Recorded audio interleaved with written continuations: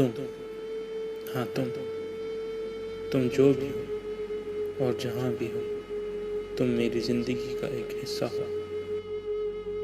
तुम वो हो जिन्हें मैं सोशल मीडिया फ्रेंड्स कहता हूँ। तुम ही से जुड़कर मेरी सोशल मीडिया लाइफ बनती है। सोशल लाइफ जो एक इंसान की ज़िंदगी में उसकी सोच, उसके तौर तरीक़ों पे सबसे ज़्यादा असर डालने वाली चीज़ होती है।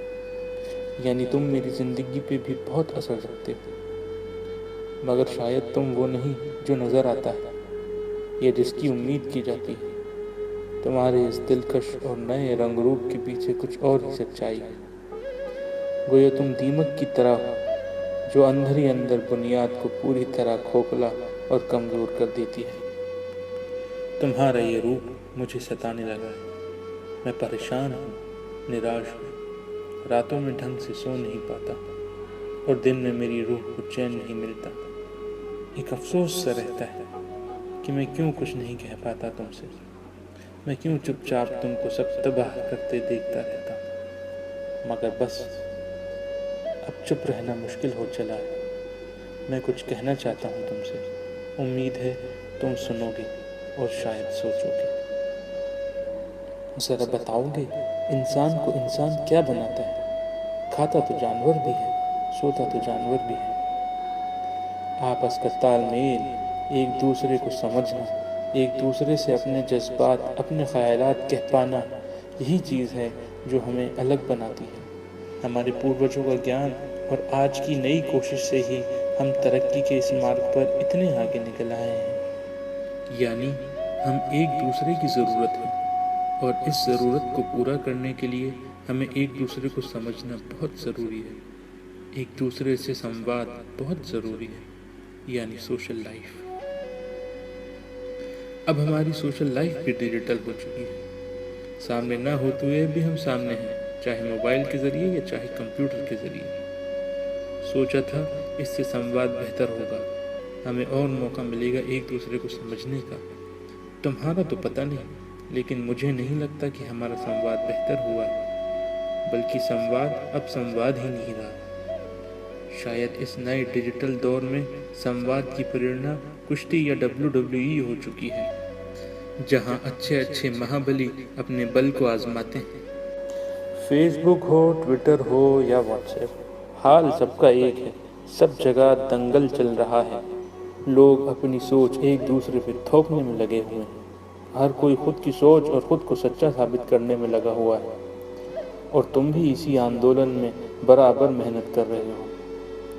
लेकिन एक बात जान लो, तुम दिमाग की बत्ती जला नहीं, बुझा रहे हो। कभी तुम मेरे धर्म को लेकर मुझे उकसाते हो, कभी दूसरों के कर्म को लेकर मुझे उकसाते हो, कभी राष्ट्रवाद के भाषण तुमसे सुनने को मिल जाते हैं, कभी तुम मुझे राष्ट्र के खिलाफ ही भड़काने में लग जाते हो।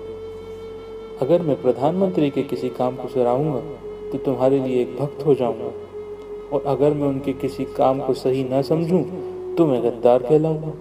अगर तुम मेरी किसी बात को गलत समझते हो तो मुझसे संवाद करो, क्योंकि एक अदब के दायरे में किया गया संवाद ही सही नतीजे तक पहुंचाता है। लेकिन शायद तुम्हें इस डिजिटल सोशल मीडिया ने बीमार कर दिया है। अब तुम सोचते नहीं हो, सारी वजहों को सामने रखकर मेरी बात को तोलते नहीं। अब तुम्हें हर बात का सॉल्यूशन बस एक टैग लगता है। बात कुछ भी हो, बस उसे एक टैग दे दो और सबको भेज दो, बाकी काम खुद ब खुद हो जाएगा। कभी देशद्रोही, कभी इंटॉलरेंस, कभी गोरक्षा, कभी सिविल कोड, कभी आज़ादी और जाने क्या क्या।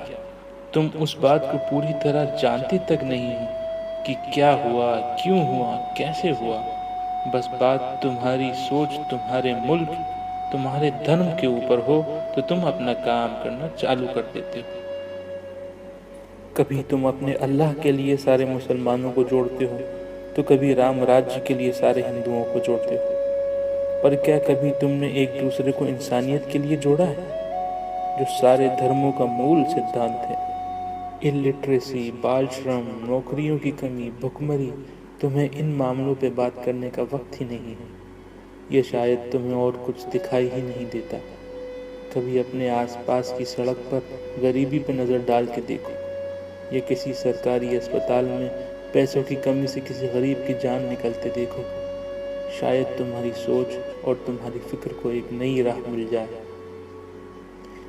लेकिन तुम पर मेरी बात का कोई असर नहीं होगा, क्योंकि संवाद का जो तरीका तुमने अपना रखा है उसने तुम्हें ज़हनी गुलाम बना लिया है, ज़हनी गुलाम।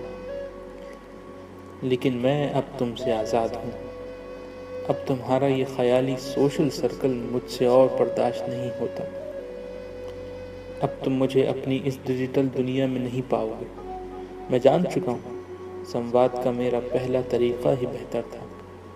इस कंप्यूटर और मोबाइल से आसान संवाद तो मुमकिन है, पर बेहतर संवाद नहीं। बस ये जान लो कि अगर तुम अपने लिए और अपने आने वाली पीढ़ी के लिए कुछ करना चाहते हो और उनका कल सुरक्षित करना चाहते हो, तो अपने मोबाइल, अपने कंप्यूटर, अपनी टीवियों से बाहर निकलो, लोगों से मिलो, उनको सुनो, समझो, अपनी बात और अपने जज्बात उनको बताओ, क्योंकि वाद विवाद संवाद चाहता है और एक बेहतर संवाद ही वाद विवाद को दूर कर सकता है। और जब तुम ऐसा करोगे तो शायद मुझको भी अपने साथ पाओगे, क्योंकि मैं एक सोच हूँ और सोच मरती नहीं।